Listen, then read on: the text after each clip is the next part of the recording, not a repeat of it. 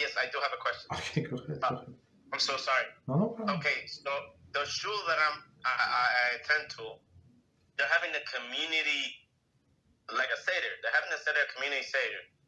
So, I mean, they haven't told me anything not to go, should go. I don't Because of this reason. So I said people do not know that they're scared to tell the people what to do. That's wrong. So that's why I'm telling all of us, that's what must be done. Don't go. As I said, if and until the person goes through the conversion, so she should not go to this Seder. Go all other days, but not this communal one or to somebody's house. Okay, that's the law. I mean,